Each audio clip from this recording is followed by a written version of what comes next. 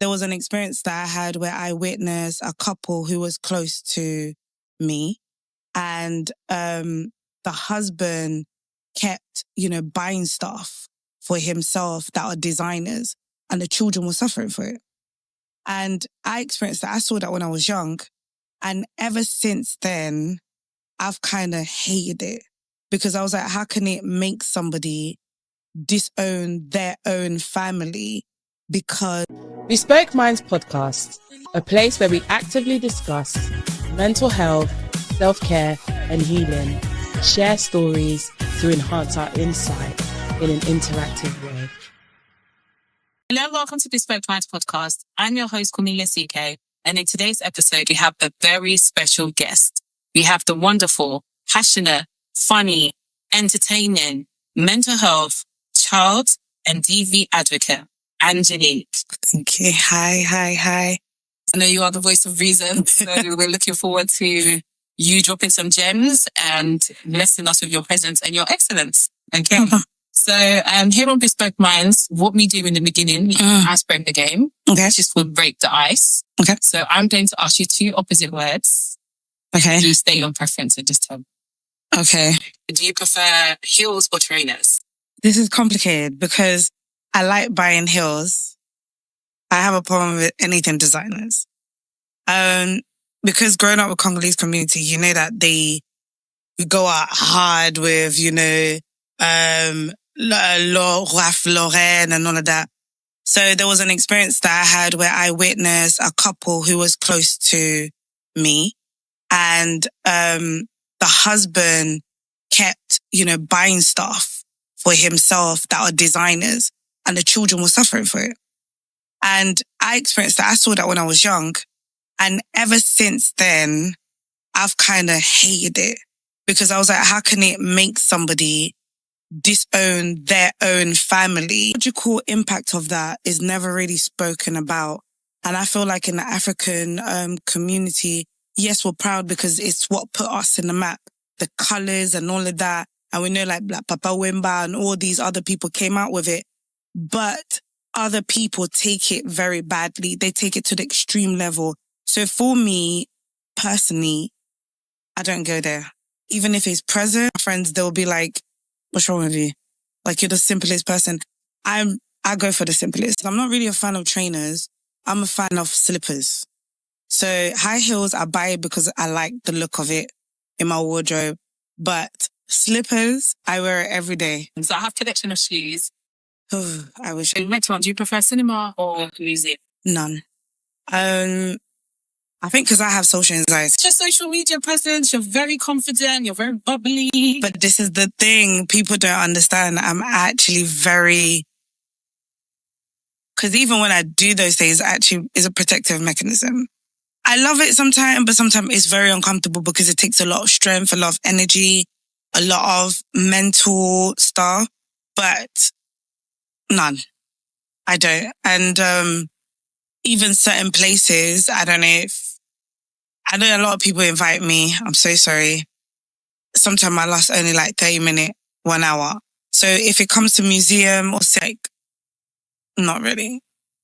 Social media, yeah, I could talk to you on the phone, but like meeting socially, no. Even public speaking as well, because you do, again, and we'll touch on that a bit further. Yeah. Because you're an advocate as well. I guess I'm guessing because you're driven by passion. Yeah. So maybe the fear and you being socially anxious kind of mainly goes away. Yeah. And then you should a bit deeper. 100%. So yeah, no, that's amazing. That's something like I had no idea about. And, being what's the right word? Being as active as you are. Yeah. And relevant, I don't think people know. So that's something interesting. Yeah. Cool. Health or wealth? Which one do you get there? Growing up, they teach us, get money, get money, get money. But over the years, we've seen people who have worked all their life and today they died, but money still stayed. When you die, you're the one that's going to run. Your house is going to stay. Your car's going to stay. Your bank account's going to be shut down. With all the wealth that they have in the world, sometimes they have bad health. I was working as a carer back in, I think it was 2018, 2019. I visited a couple. I was working with a couple. The woman had dementia. a lot of health complication. The husband also had arthritis and certain health issue. They lived in a big house. They had a big cars, Lamborghini, is it Lamborghini? Those way was underneath there. Mercedes was there. And in her wardrobe, every morning we came to clean her, get her dressed. She had all sorts of designers, but yet she couldn't wear it. She had to wear the same pajamas, simple pajamas that you buy in the simple stores. And the children, they were just waiting for the mum to die, the parent to die, for them to take over on the house that they're in. And for me, it just proved to me that life, your health, is far more important. Because there'll be people who, imagine you work something so hard, you die, you don't even enjoy it, somebody else takes over. So, health. I've seen a lot of people, and I've supported with the amount of pastors and social worker, palliative care, end of life. Mm-hmm. When they get to the stage, they've got all the glory, they've got all the house, they've got everything. And sometimes they look back and they're really lonely because they spend their time chasing the wealth and chasing everything. Mm-hmm. And then when they retire, they've missed out the life, missed out on the children. They constantly always tell me, enjoy your life, live in the moment, create memories. Your health is important. Eat well, sleep well, look after yourself. Don't neglect yourself. Yeah. So we're going to move on to the next segment, which is called A Moment of Truth. Okay. Which is, have you ever questions? Okay. Oh, God. Don't prepare myself. Have you ever hated the way you look? Oh, yes. 100%. I think now I'm getting to appreciate myself because I think I put on weight. I was used to being slim. I was I don't know, when I gave birth, I was size 8, so it was easy for me to lose the baby fat and I looked good. I was if I show you a picture when I gave birth to my daughter, listen, that hip was snatched. That bunda my face wasn't as round. And then when I gave birth to my second child, I did put on a little bit of weight, but then I lost it. But then when I gave birth to my third child, it's just even people who see me hasn't seen me for 5-6 years, when they see me, they'll be saying in Gala, oh, boy. And I'm just yeah. So it's literally loving, because I feel like when you get bigger, you look older than when you lose weight, you actually look. So I'm literally in that path of loving this. Feeling good is the most important thing. You can look good, but you can look good. There's times when people tell me, oh my goodness, you look amazing, but I don't feel good with myself. Yeah. For me, especially when I was younger, oh my goodness, I felt like I had a lot of insecurities as well. Mm-hmm. At one point, I remember I said, when I turned 18, I'm going to go get a big job. This was all before the whole... Listen. But as soon as I got to 18, I was like, I don't care. I don't know where this confidence or the boldness came from. I'm I accepted myself. Yeah. I am the way I am. Yeah. This is me. And I accepted myself. So even now with, surgery is very common. Yeah. And no disrespect to anybody who feels the need that they do need surgery. That's absolutely fine. And it's up to your own discretion, each to their own. But for me, I know that at that time I was getting there for the wrong reason. Yeah. But yeah. So from age 17, I was like, I don't need it anymore. Nice. Yeah. And again, like you, I think after giving birth and, being a woman, different health conditions, things go up and down. Sometimes I have, multiple complexions as well. And I know many communities as well, that is an issue. If you see me during the winter, it's worse. I get some individuals, put little this, or, That's common now. It's very common. And it's funny because some guys will be saying that, encouraging doing it too. But that's a different subject. That's a completely different subject. Yeah. But now, I've arrived and I'm just this is how I am. And it's funny, as I'm getting older, I'm supposed to have more insecurity. I think it's easy. The more you find yourself, that's the more easier it becomes for you. But it is a journey. It is. It's a big journey. The next one, I'm laughing because I don't think it's applicable, but I thought I'll ask anyways. Have you ever had a threesome? I'll say that yes. I will not elaborate. About it. It was mischievous. My husband is mine. My man is mine. I'm not sharing it with anybody. I think he's also learning self-discipline and stuff. But that experience is one for the memory. Is one. I haven't personally, and I've never really. I'm just like, there's been no interest there, and I feel like I'm too like. Although I've been told I come across like quite, sensitive and out there, but I think for my man or for my person, yeah, but I'm frigid, I'm timid, but there's no interest. I think once I'm interested in something and once I'm passionate, I'll dive all in and I'll get there. But if I'm not interested in Old me was wild. But I always say, I always say it's important to live life as well. To get the capacity and extent that looks like. It was a fun experience, but it's something that today, when I look back, I'm just like, what were you thinking?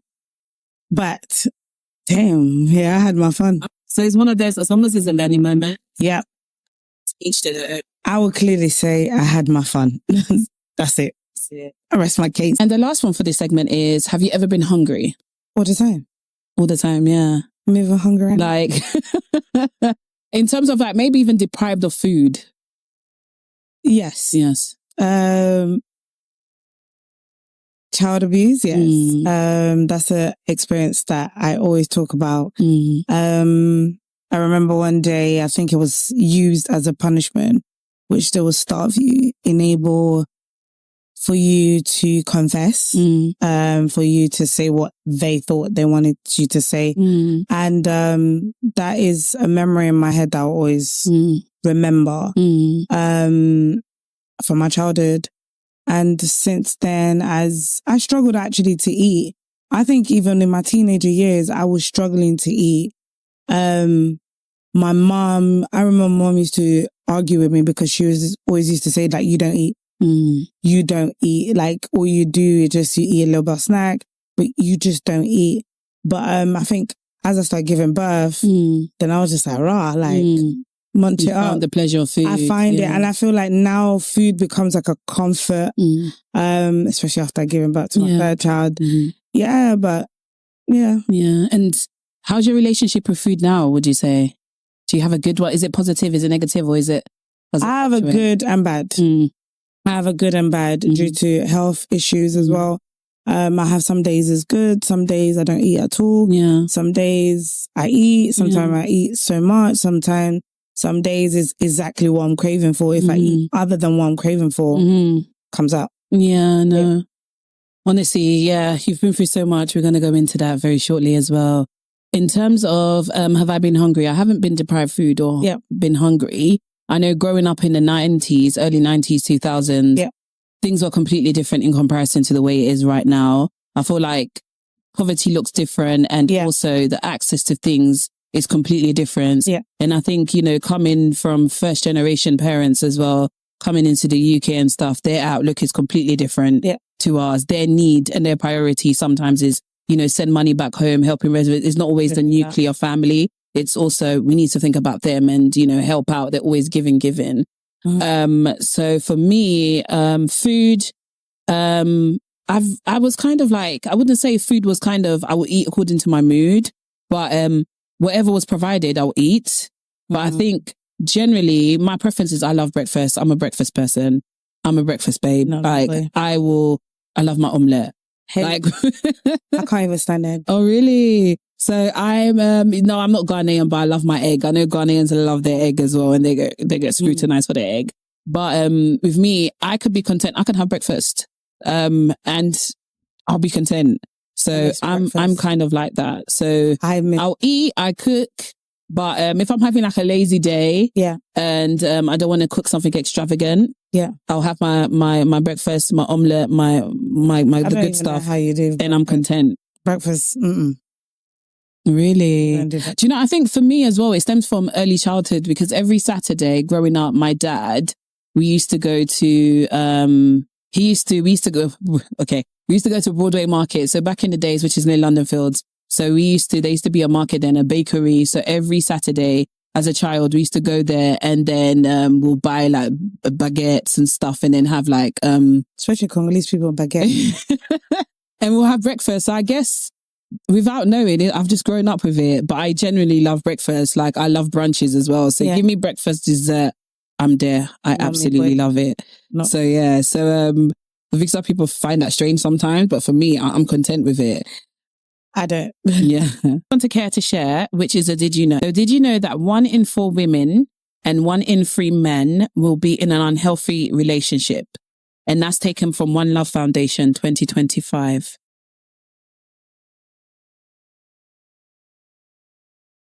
Quite common. Yeah. Quite common. Mm-hmm. Reason being is because Yeah. it hates me. Women are brought up being prepared for marriage. Men are brought up being prepared to be financially stable. This is it. And they do not have the emotional intelligence. Mm-hmm. A lot of them learn emotional intelligence when they start having grandchildren. Some of them, even by the time they're in their deathbed. There's that delay. Some of them don't. And I feel like culture also plays a big role, because I don't believe that only it's men, only it's women. You can see when it comes to cheating, men and women do it. When it comes to lying, men and women do it. When it comes to cooking and cleaning, you got 2 hands and 2 feet. You got 1 mouth, you got 1 nose with 2 nostrils, 2 eyes. But I felt like the way that the world or our culture has structured things is backward. I feel like the yin yang, because women are prepared, they're dedicated. And what we're having is women are being brought up, prepared for marriage, till when they get to marriage or when they get to the state, then they find out, oh, it's not like that. This person is like this. So they start living their childhood in their adulthood. So it's backward. With men, it's now like, I'm still a child, I'm still a child, I'm still a child, I'm still a child, I'm still a child. When they become an adult, it's like, oh, okay, I'm still a child, I'm still a child, I'm still a child. And then you've got the parents as well, with the men and people who enable them to not take on their role and identity. I think is this generation and the generation before and the generation before. Because if you look at some of our parents, you will see a lot of them were financially stable, but they lacked the emotional capacity. They had, even though they were in polygamy, they were doing it clean. Do you understand? With respect. But some, I'll say some, not all of them. But in today's society, due to the fact that a lot of children are being left with their mothers, especially male figures, in certain African countries, they will remove the male child from their mother. They will give that child to the hunters to be around men so that they can understand what it means to be a man. In today, we don't. We have mothers who are now channeling their emotions through their son. It's like treating their sons as husbands when their partner. It's basically craving the men that they wanted, but create a monster. It's like a Frankenstein. And they're so involved within their son's relationship as well, and they've got that element they feel so. But it goes with even with girls. There's mothers who are living through their daughters. Yes, they say like 1 in how many? 5? 1 in 4 for women and 1 in 3 in men. I think it's 2 in 4. You think the numbers are increasing? It's higher. I feel like the reason why is because a lot of people hide it, especially us African.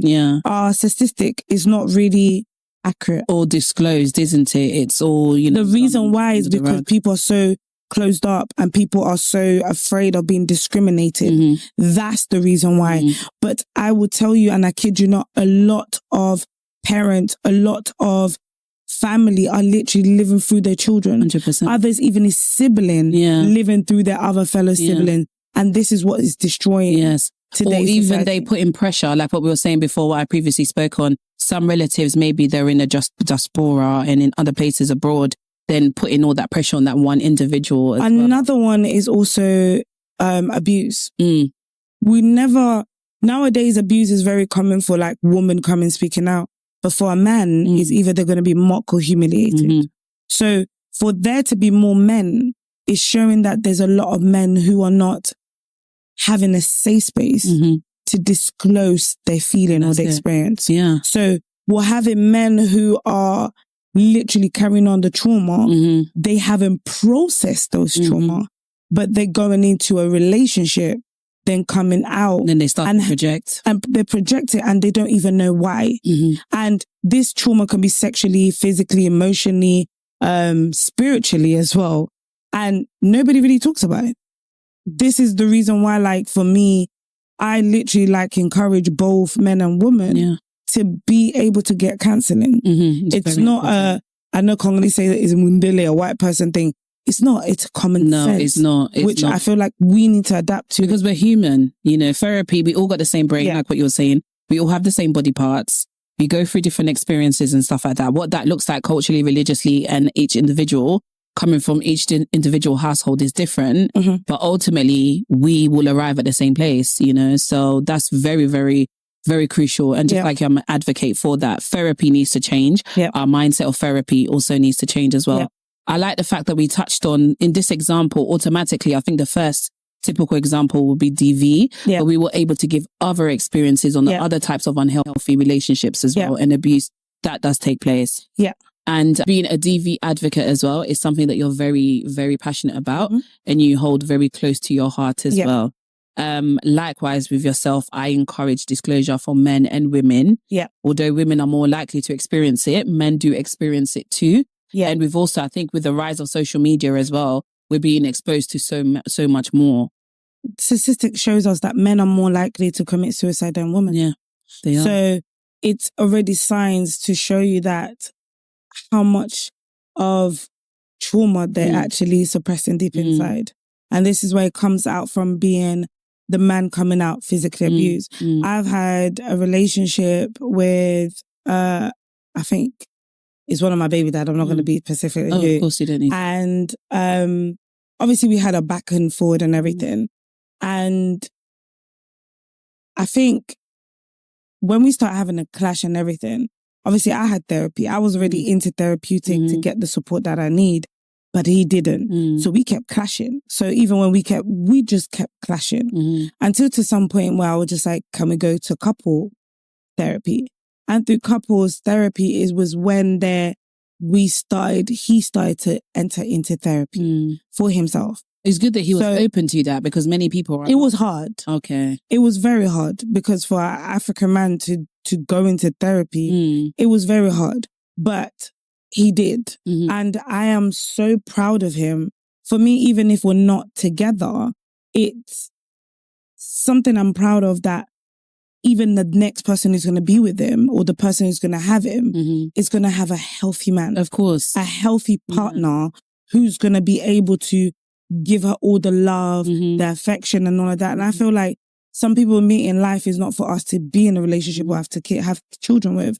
But we have a role to play. It's a purpose. But we think, oh no, go professional. I'm not your mom. I'm not this. I'm not. Yes, you're not their mom. But if you have love, and that's why it goes back to the Bible, it says, you shall love your neighbors as yourself. Your neighbor can be either your next door neighbor. It can be somebody that you just acquaintance that you meet. Because you have something, God has skilled you with it. You have a gift. You also have a responsibility through the Holy Spirit and through discernment to also pass it over to that person. And that could be through prayer. That could be through, talking. That could be with just sending memes. There's a different form. And planting that seed, isn't it? And that's what I did. And today I am proud of myself, and I can go to my grave and be like, do you know what? Yeah. At least he was able to express it. At least he's able to have that self-control. And even if it's not like he didn't or did go fully with the psychiatrist or with the therapy, at least he had a dose of it. So he knows anytime or anything happened, he knows where to go. That's more important to 100%.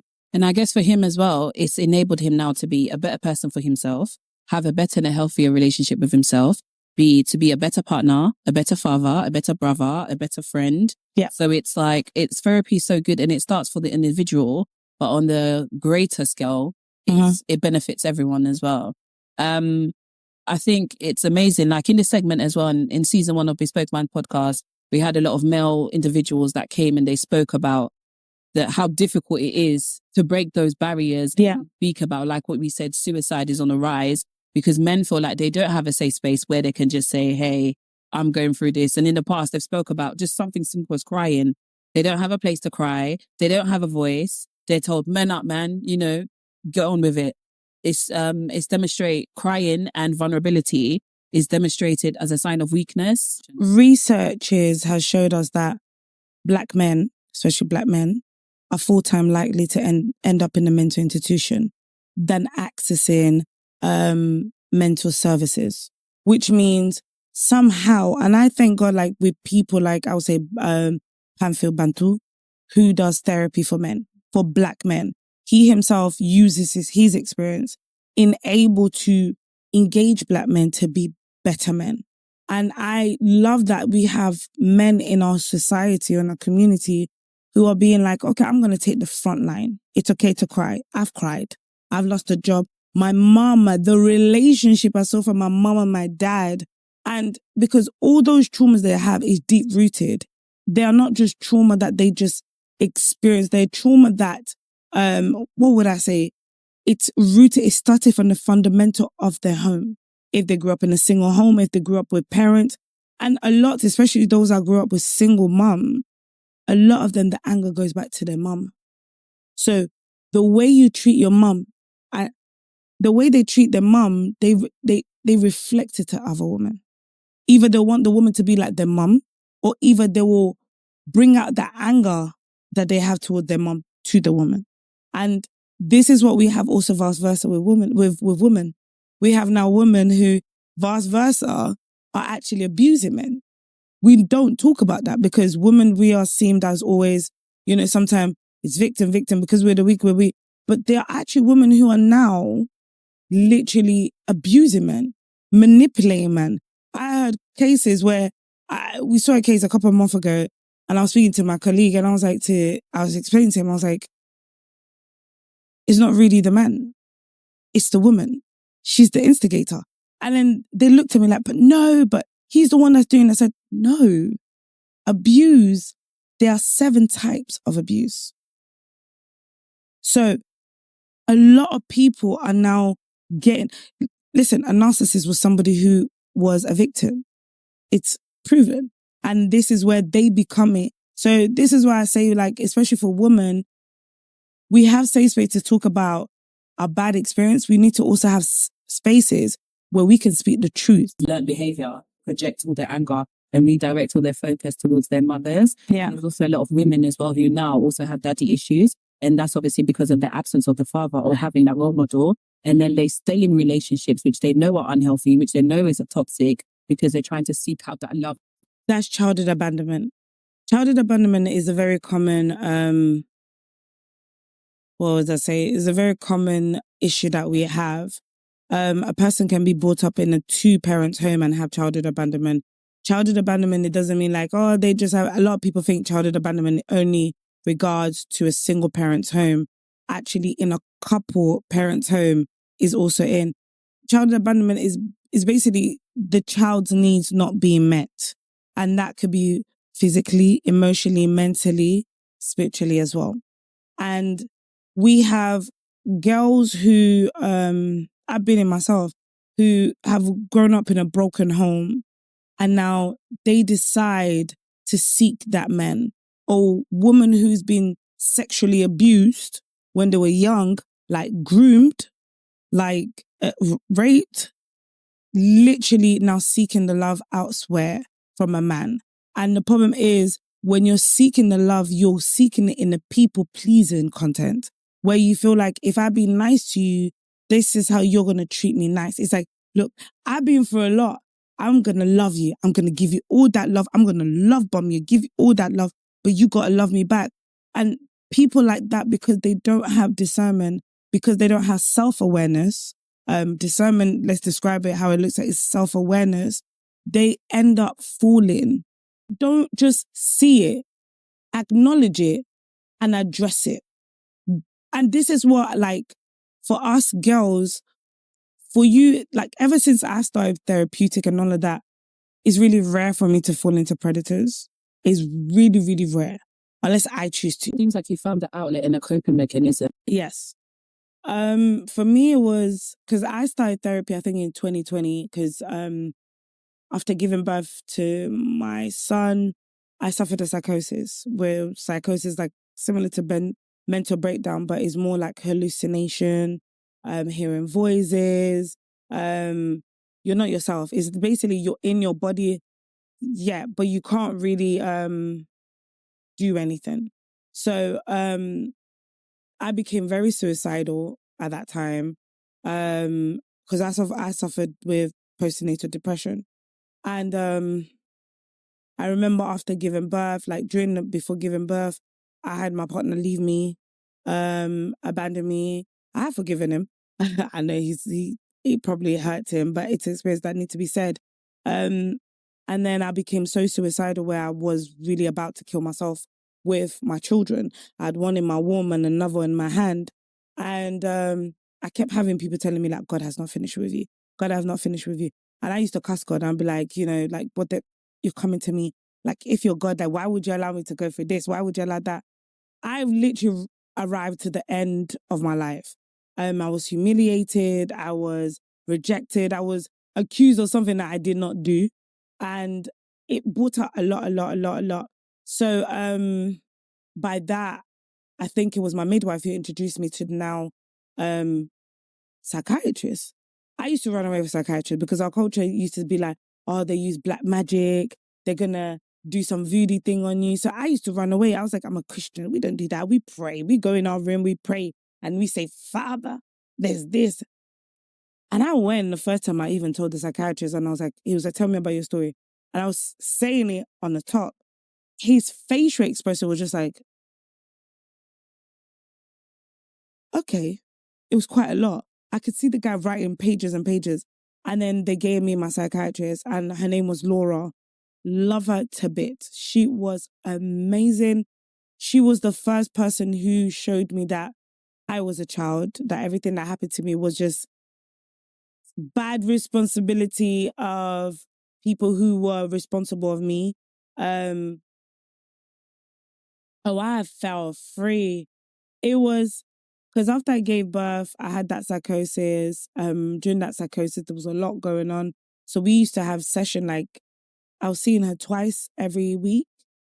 And then it went on to, and we had 2 hours. 2 hours. So we had to have like 1 hour of talking, and then 1 hour of knowing, like, being equipped of like how to handle those thoughts. And it was the first time I was being heard.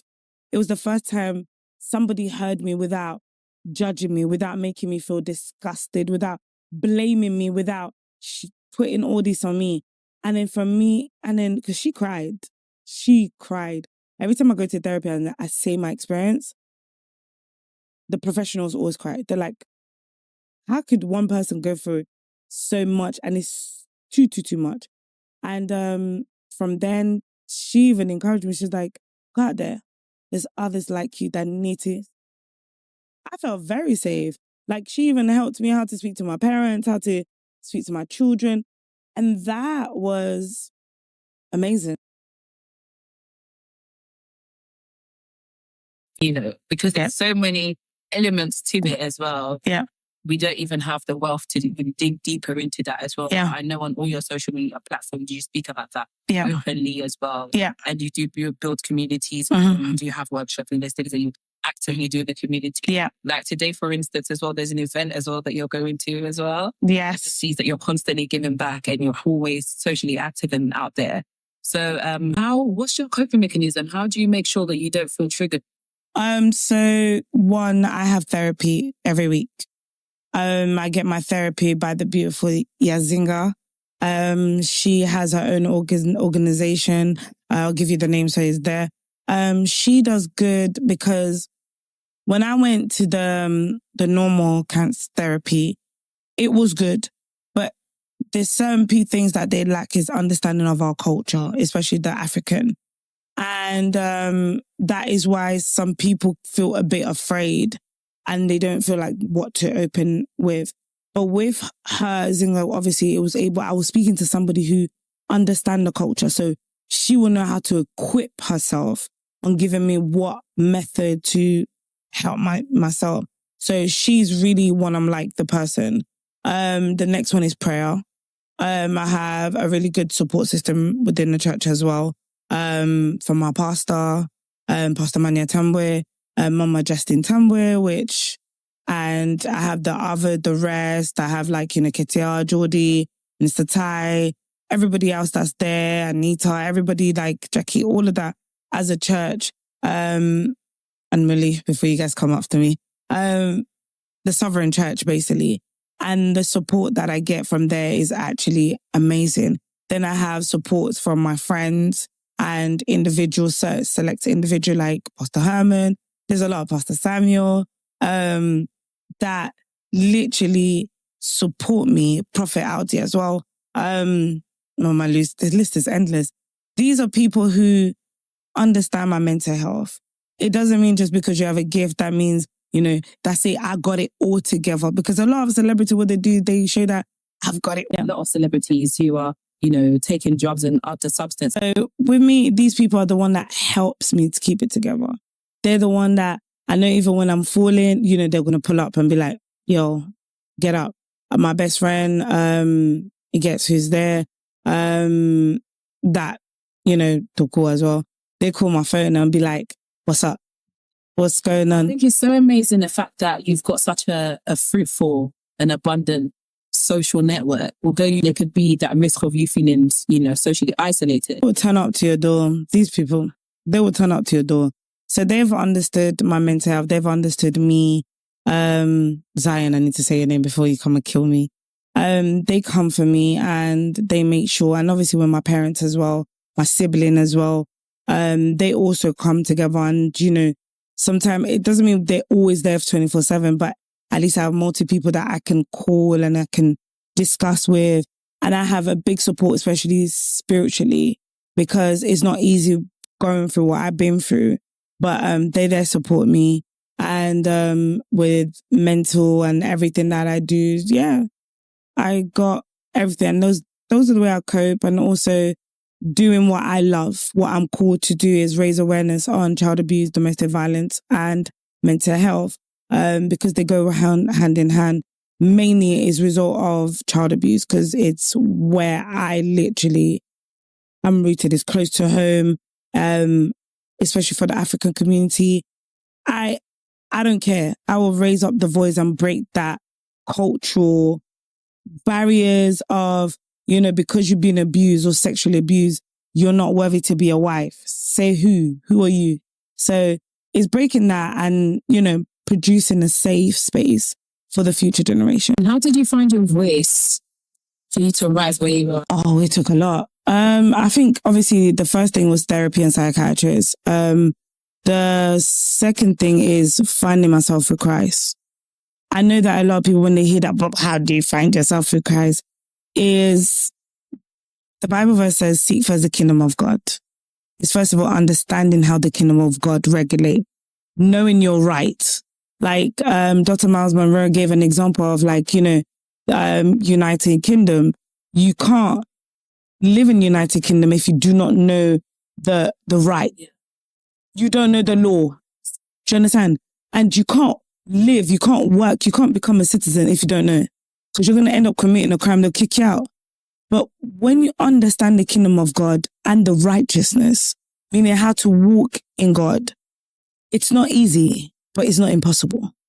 It's understanding for me to really be in God is not running away when I fall, not run away when I sin, or when I fall into fornication, or when I fall into pornography or masturbation, or when I fall out and I want to beat them up. It's going back to God and be like, Father, I know I did wrong, but I can't do this by myself. I had to be honest to myself. And the more I'm honest to Him, and this is why the Bible verse says, speak to your Father who's in heaven. Because many people, when they think the righteousness is for them to do it, they're going to do it by their own strength. No, it's Him who gives that strength.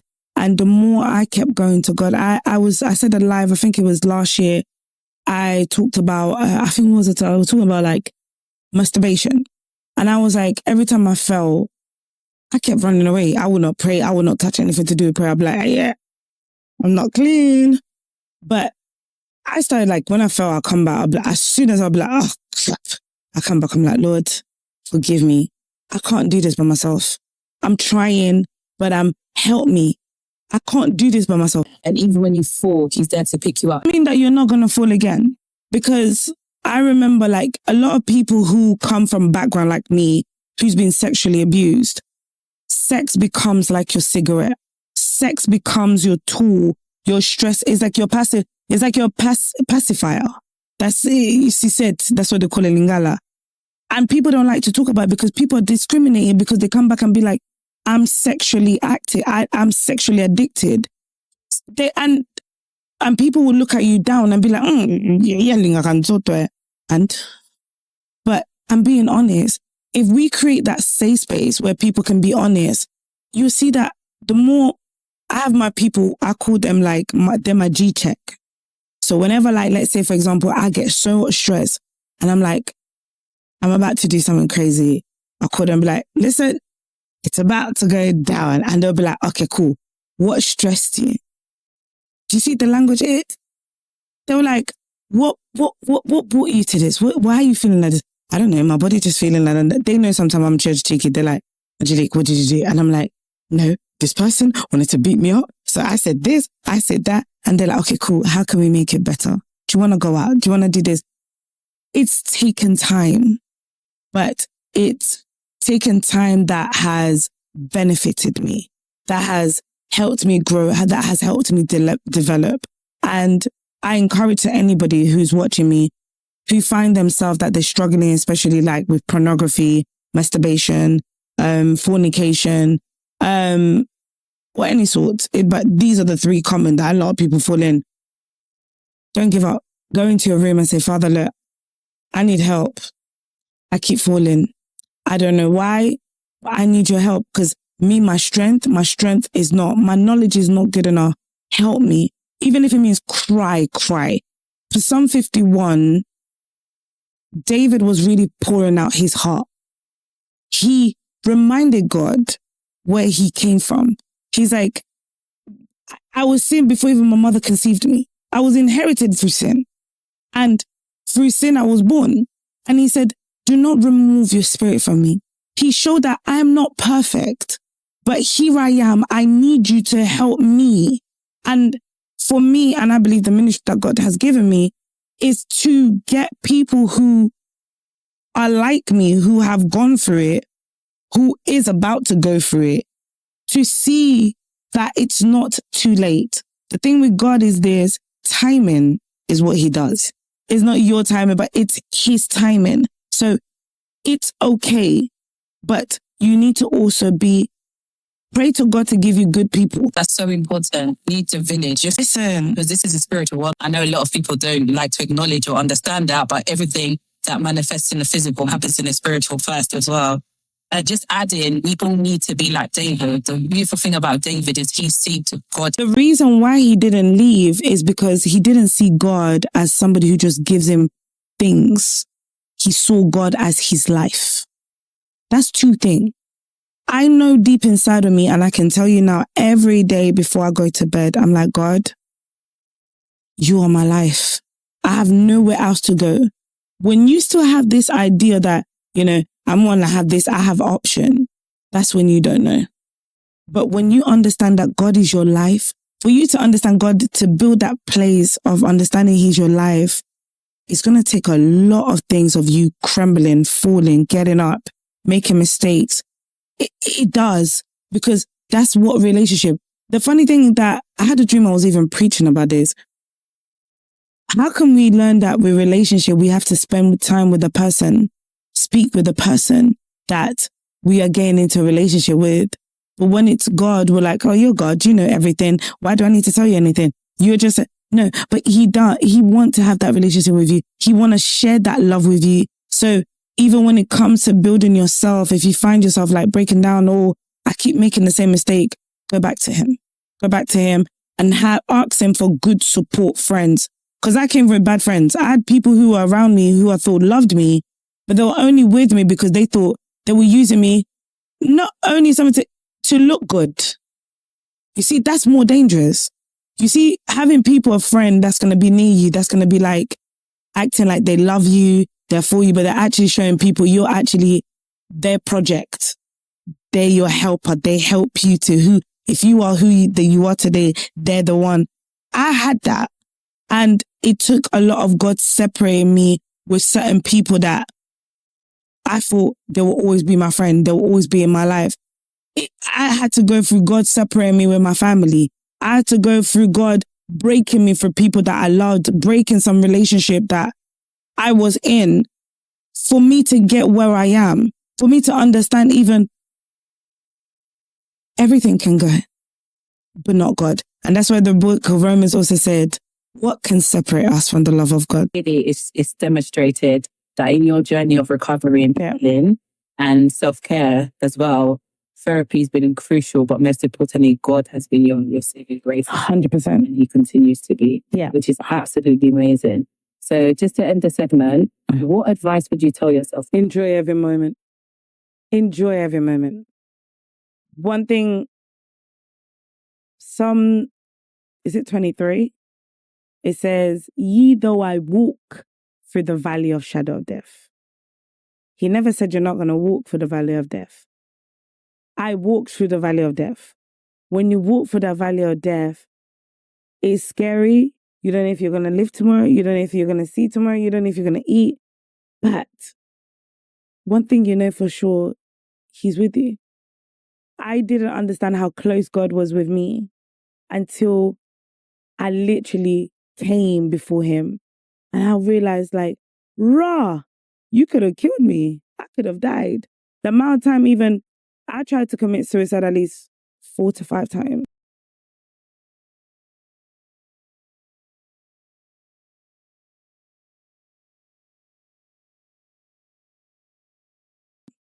So I've had one when I was in my 16s.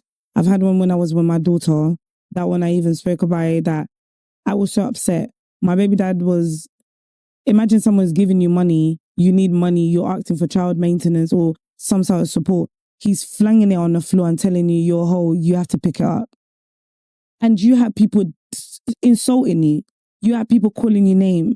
And I became so depressed that I remember I left my daughter in the room.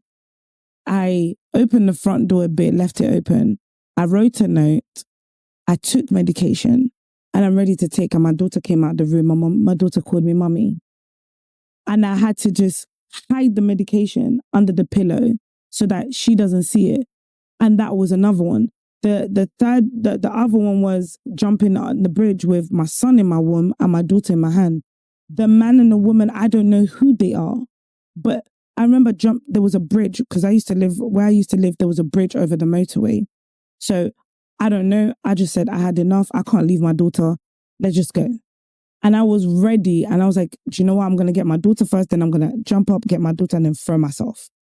And as I think the couple saw it. They just grabbed me and they said, what are you doing? God hasn't finished with you. I've heard that verse. That say has been in my life since I was young. There's time that if a car was coming, I wanted to throw myself. A man pulled me over and said, what are you doing? God has not finished with you.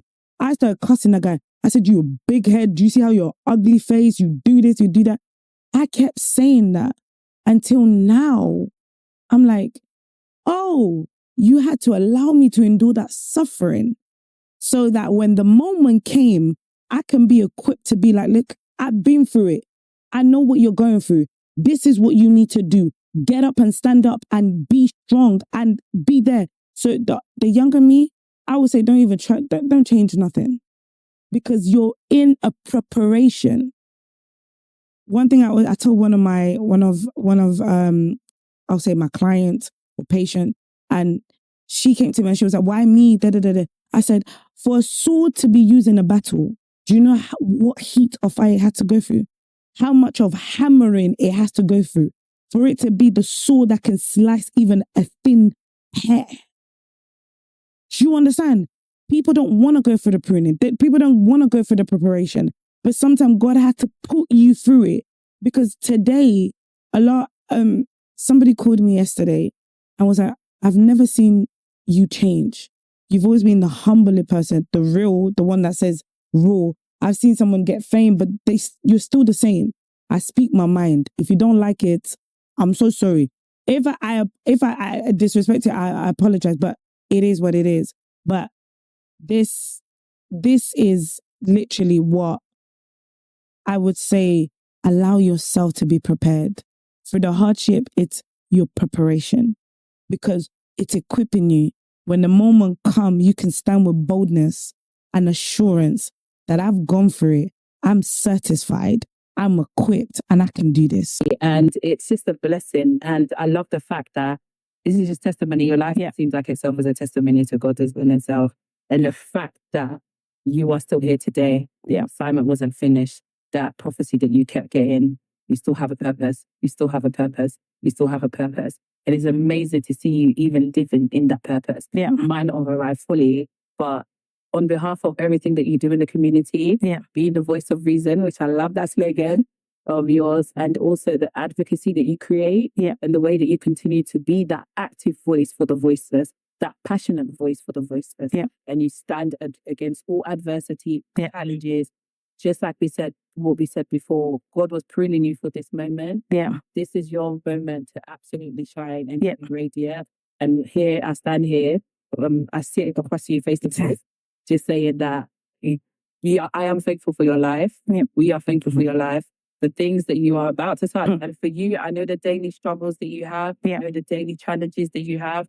The known one, the silent ones, that's known from your village or not. Yeah. God knows every single one. Yeah. And it's just amazing. And I'm even more excited and even more blessed to have you here today. Thank you. Share your wonderful story that you have here. Thank you. And I know Angelique is very active on all her social, her testimonies, her stories, on all her social media pages. You will find her. We'll put all the details.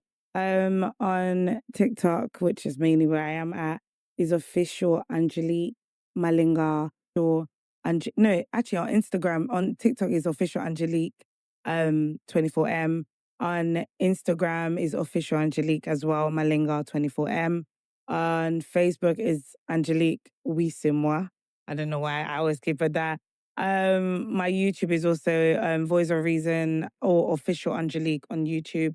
I'm building my email and everything is going to be there where everybody can reach me. I do sessions of to talk with, victim moms and dad and subject of grooming, molestation, rape, also abuse, and mental health, and and autism as well. So I literally do that. Mental health, one of the things that I do, and that's what I do. To all the wonderful things you're going to do as well, and the gems that you're going to drop as well in the community. Thank you. Thank you. We've come to the end of the show today. I hope you've enjoyed the lovely conversation that we've had with Angelique. As you know, she's got a lot of gems to drop, a lot of fruits. There's so much. It's like a fruitful bowl. And we couldn't cover all of her segment, everything within this hour. But now I've given you some more homework to go and find some research and go find. You will be entertained. We didn't even get into the laughing, but she is a character. She is a comedian. Not even just a comedian. She would make you laugh. If you are companies and you understand Lingala, you will laugh some more. But even if you don't, there's space for everyone and there's room for everyone. So thank you for joining today. Hope you've enjoyed. We'll see you next time. Bye-bye. Bye-bye. What kind of hospital has a mouse? I want to say, you know what's going on?